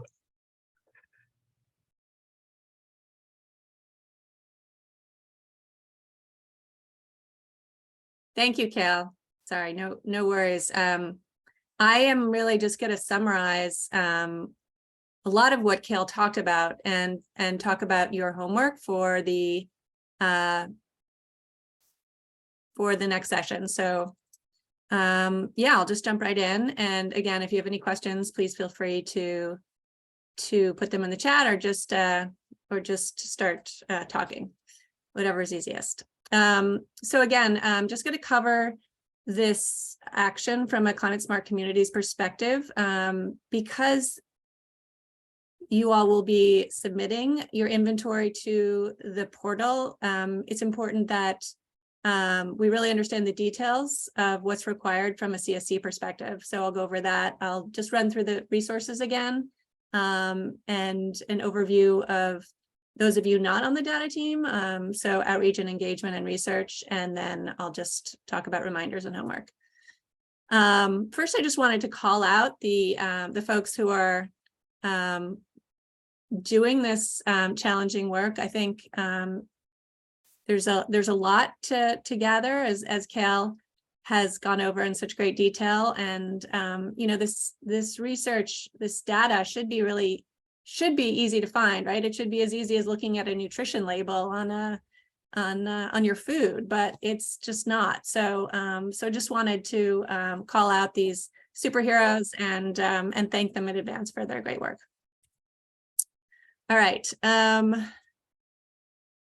Next slide. So how does the Climate Smart Communities describe this? I'm not going to run through this, but I thought it'd be interesting to see the terms that they use, because these are terms that you can use in your press and your publicity for this project. And clearly the Climate Smart Communities program thinks that this is a incredibly important action. It calls it foundational, and it recommends this really be the first action you undertake. So needless to say, it's great. We're all doing this work, and I think it will be fundamental to not only emissions management, but to things like operational efficiency and using taxpayer resources effectively, and finding things that are good return on investment. So it goes beyond just sort of environmental work. It's kind of good government management work.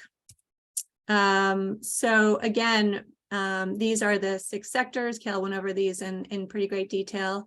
You can change the wording a lot. In this one, I noticed they called wastewater and water treatment facilities water renewal. So, you know, again, you can characterize these or break them up as you see fit, but CSC does call out these 6 sectors. So at the least it's looking for a sector breakdown in your final inventory. So then it goes on the site, on the CSC site, to talk about the scope 1, scope 2, and scope 3 emissions. As we've talked about, scope 1 and 2 are mandatory. It does say that scope 3 is optional, but it does call out employee commute, and the exact words that it uses is that it's highly encouraged. So again, we hope that you will include that, and I think that is what CSE is expecting. But if you have any questions on scope 1 and scope 2, again, here's some description, and you could even maybe think about including a graphic like this in your report if you think it makes sense. Also of note, CSC says that an inventory that covers roughly 95% of GHG emissions and that complies with the local government operations protocol is acceptable. So, you know, just good to keep in mind. It lays out a 9-step process, which is pretty much what Kale talked about and what we're going to be following as well, starting with these 5 steps. So identifying the key contacts will provide the data and support. You know, this is something that for volunteers is going to be a little more challenging than for those data resources that are either very familiar with the government or are in the government. So I do really recommend that you provide ample support for those volunteers. Helping them understand the government and who to go to is going to be challenging for them. Filling out a project plan template, we have provided that. I'll talk about that in a little more detail later on. Assessing the emission sources to be included. Again, that's a lot of what we talked about today. Requesting, gathering, organizing, and reviewing the data. Again, we covered that, and then entering it into the data workbook and then eventually into ClearPath.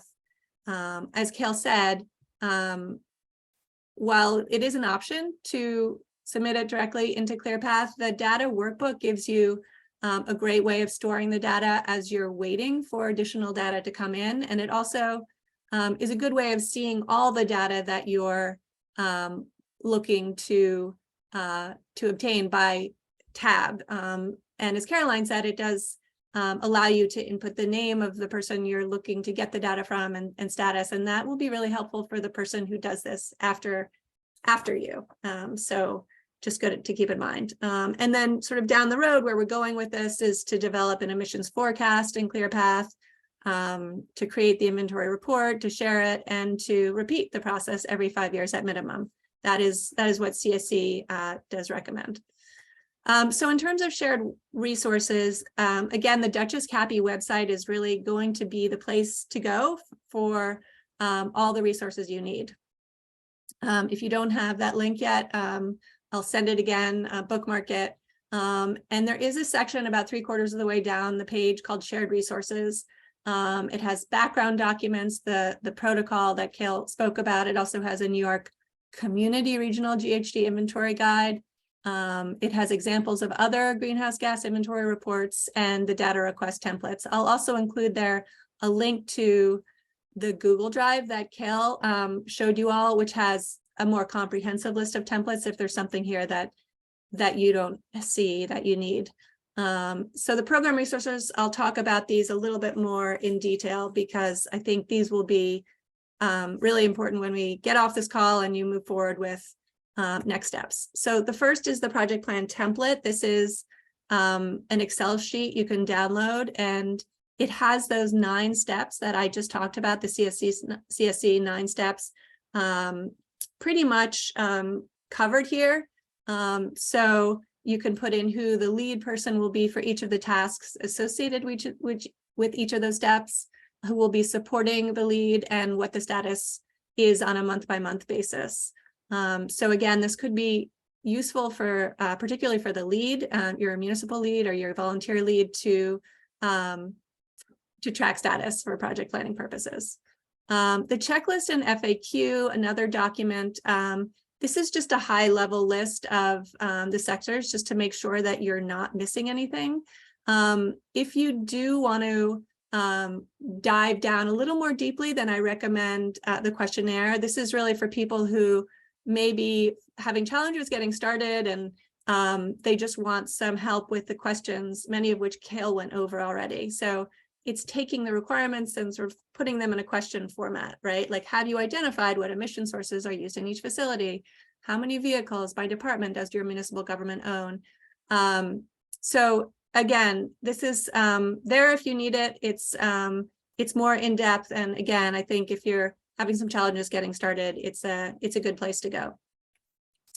Requesting data, Kale went over this in great detail, which was fabulous, but finding the right person for your data needs is challenging, and especially for those volunteers, I do recommend working with someone, either an elected official or a municipal staff member, to better understand the local government, who does what and who to reach out to for various data requests.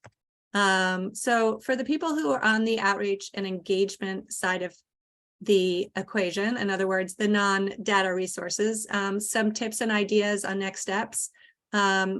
I think working closely with the local government, as I mentioned, to understand the structure and dynamics is going to be important. The volunteers will be relying, again, on those municipal officials and elected officials to really understand who to reach out to for these various requests. Some ideas that the CSC program and website recommend: hosting a kickoff meeting with local government staff. That's something that could be a good educational opportunity as well. And the CSC really does talk a lot about the educational opportunities that come with this action. So that's an idea. Relying on team leads to facilitate introductions. I think for most of you, I've sent out a kickoff email to your municipal leaders and talked about the project. You can use that email to facilitate an introduction where needed. In other cases, it might make more sense to just shoot an email off to, say, the head of the DPW saying, such and such volunteer is looking for this data. This is a priority project for the municipality. It would be great if you could help them, something along those lines. Another idea that CSC proposes is hosting a municipal staff meeting when the report is done to discuss the results and thank everyone for their support. This really is a group effort, so acknowledging the team is always helpful. Maybe a joint government community event to share the report. I know Earth Day is coming up. If you guys are done by then, that might be something to think about tying in, and issuing, of course, a press release, which we will provide a template for that if needed.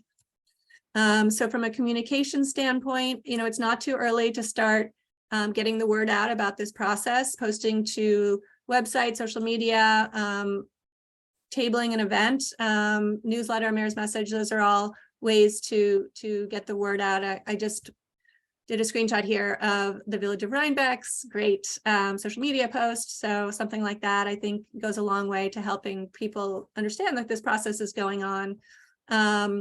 Also taking photos, collecting evidence of this process. CSC does want you to document the process so that they're clear that you really did appropriate outreach, and so that's something to think about. And also you'll need photos for your actual inventory report and for the climate action plan. So both taking photos and gathering photos will be important.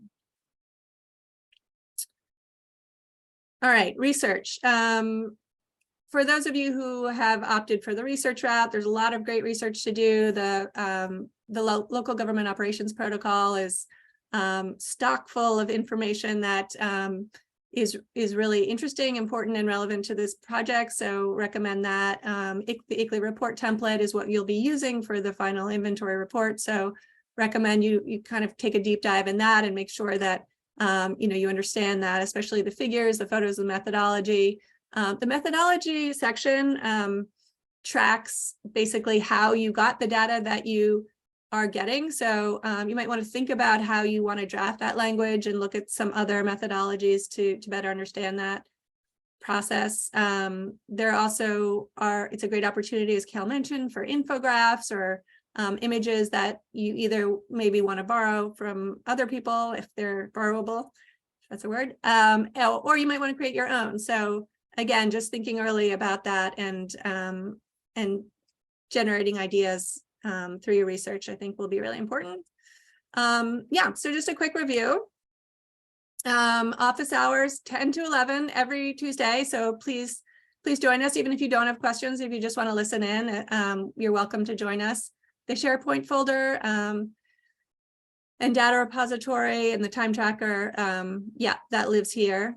The CAPI website, as I mentioned, and obviously the ClearPath tool. And just some reminders, try and meet as a team at least once a month. Again, that's really for the CSC purposes as well as just project tracking.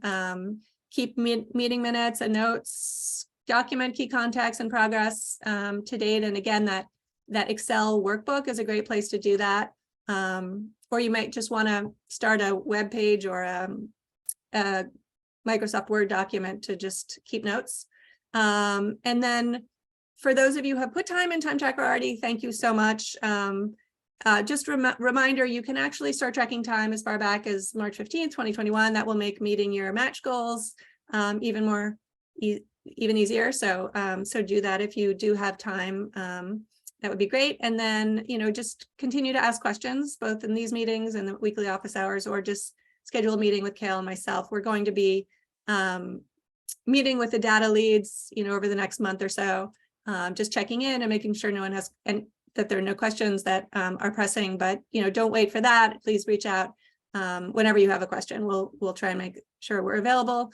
And if you're ever unsure what you should be working on, always go back to the CAPI Digest website. So homework for our next cohort meeting. For the data resources, identify those key contacts who will provide data and support.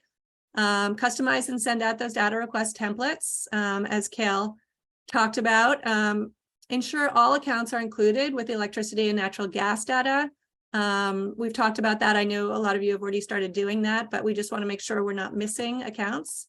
And familiarize yourself with the Excel data workbook. That is on the website. I'm actually going to be uploading a copy of that to each of your SharePoint folders, so you have that as well. That just might be an easy place to store it and work from, or you can download it from the website and use it offline as well. And then input data into the workbook as it's received. So again, just making sure that you don't miss any key data. And for the team, the homework is to just help identify the key contacts who will provide the data and support. Again, a lot of your data resource leads are volunteers, so they're going to need quite a bit of support on that front. Review the shared resources that I just went over on the CAPI website, including the inventory report template. Research and review other reports, and also the CSC portal if you're not familiar with that, because at the end of this process, you're going to be uploading your inventory to that portal. So, just important that whoever's doing that is aware of the portal and how that process works. and start documenting and publicizing this project. I think there's great stuff that that can be shared already. And lastly, 2 minutes over. Next meeting, Wednesday, March 15th from 10 to 12 p.m. And that's it for me. I guess we maybe have a few more. Nope, no more questions. Okay. Well, thank you, everyone, especially Kale, for that great presentation, and we'll see you in March, if not before. Thank you all. Thanks, Mary. Thanks, Thank Caroline. you. Thank you. Yeah. Bye. Bye.